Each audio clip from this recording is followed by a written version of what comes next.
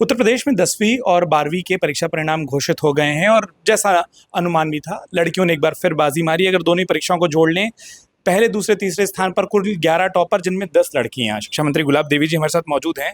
जब आप परिणामों की घोषणा कर रही थी तो एक सहज मुस्कान इस बात की भी थी कि प्रदेश की बेटियों ने एक बार फिर से परचम लहराया है 10वीं और 12वीं में। मैम, इसका कारण ये है ना कि मैं भी बेटी रही हूँ, मैं भी किसी की बेटी रही हूँ। जब मेरा रिजल्ट आता था तो अम्मा पिताजी सबसे ज़्यादा खुश होते थे और कहते थे कि आज हमारी बेटी का रिजल्ट आने वाला है। और रिजल्ट आने के बाद में चाहे नंबर कैसे भी आते थे लेकिन पास हो जाते थे तो मिठाई बांटते थे अम्मा और पिताजी। इतनी खुशी माता पिता को होती है, किस लिए? क्योंकि बच्चे माँ बाप की एक धरोहर होते हैं और वो अपनी धरोहर को संजो के रखते हैं। वो चाहते हैं कि मेरा बच्चा आगे बढ़े, चाहे लड़की हो चाहे लड़का हो, आगे बढ़ना चाहिए, इसका भविष्य उज्जवल होना चाहिए। और उसी उज्जवल भविष्य की कामना को लेते हुए वो रात दिन अपने माता पिता के साथ में, माता पिता उनके साथ में लगे रहते हैं और बच्चे को आगे बढ़ाने का प्रयास करते हैं। इसमें ये अलग बात है कि आज हमारी बेटियों ने हाथ मारा है, सबसे आगे निकली हैं। वो इसीलिए निकली हैं कि बेटियां अपने कार्य के प्रति बहुत बड़ी जिम्मेदार होती हैं, उत्तरदायित्व को समझती हैं। वो घर का काम भी करती हैं, माता पिता की सेवा भी करती हैं और अपनी पढ़ाई के प्रति उनका समर्पण का भाव रहता है। तो मैं बधाई देना चाहूँगी उन बेटियों के अभिभावकों के लिए, उन छात्रों के अभिभावकों के लिए जिन्होंने रात दिन अपने बच्चों के ऊपर ध्यान दिया और बच्चों को इतने अच्छे नंबरों से पास देख रहे हैं। ये बधाई के पात्र हैं। मैं बधाई देना चाहती हूँ अपने माननीय, बहुत ही पराक्रमी, तेजस्वी अपने मुख्यमंत्री जी के लिए, जिनके मार्गदर्शन में ये परीक्षाएं संपन्न हुई हैं। जब से सरकार हमारी बनी है तब से जिस प्रकार से एक परीक्षा जो होती थी वो किस आधार पर होती थी आप जानते ही हैं।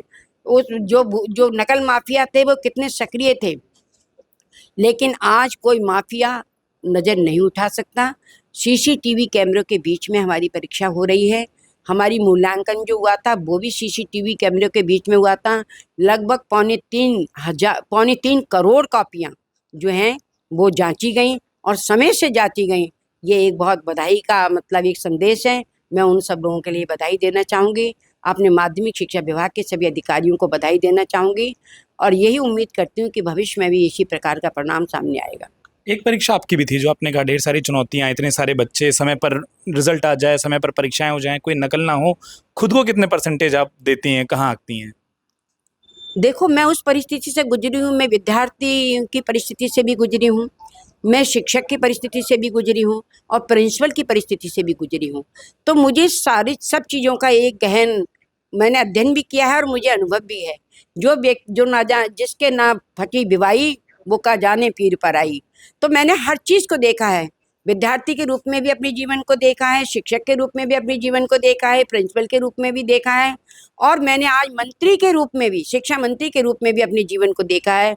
मैं उसी तरीके से निर्वहन कर रही हूँ। जो चीज़ें मेरे दिमाग में आती हैं, हम अधिकारियों के सहयोग से सारी चीज़ें करते हैं और उसमें पूरा मार्गदर्शन हमारे माननीय मुख्यमंत्री जी का रहता है। एक अंतिम सवाल जो मैं पूछना चाह रहा हूँ मैम, वो ये कि जब बच्चियां लगातार टॉप करते दिखाई देती हैं, अगर 10वीं 12वीं मिला लें, 11 टॉपर हैं पहले, दूसरे, तीसरे स्थान पर, 10 लड़कियां हैं और एक लड़का है।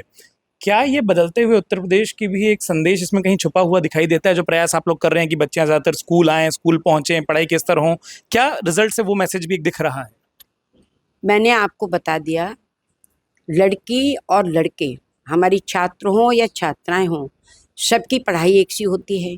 माता पिता जो है सबका एक सा ध्यान रखते हैं।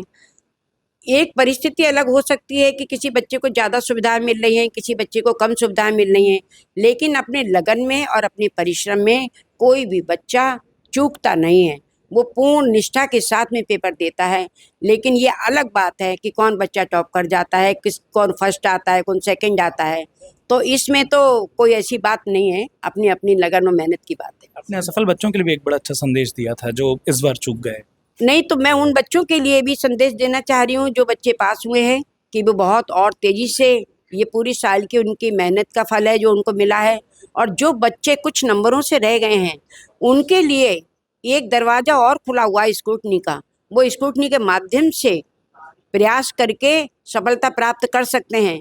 यदि किसी वजह से रह भी जाते हैं तो अगली बार जो कमी रह गई है 2-1 नंबर की, अगली बार इतनी मेहनत करें कि नंबर 1 पर उनका रिजल्ट आए, ऐसा मैं उनको आशीर्वाद देती हूँ। बहुत शुक्रिया मैम। शिक्षा मंत्री गुलाब देवी जो साफ तौर पर बता रही थी जिस तरीके से परीक्षा परिणाम सामने आए हैं और उसमें लड़कियों ने बाजी मारी है, वो क्या संदेश देता है और जो सफल हुए उनके लिए, जो असफल हुए दोनों के लिए उनका संदेश है। अमर उजाला के लिए मैं उत्कर्ष चतुर्वेदी, लखनऊ से।